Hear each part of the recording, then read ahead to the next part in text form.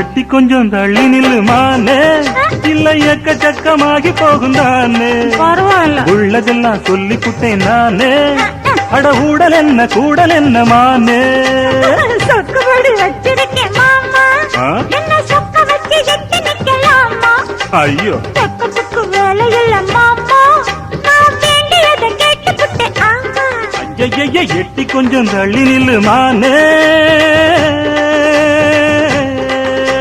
தனியாக நான் படுத்தா தொந்தரவு பண்ணுதையாவோ எனக்கு.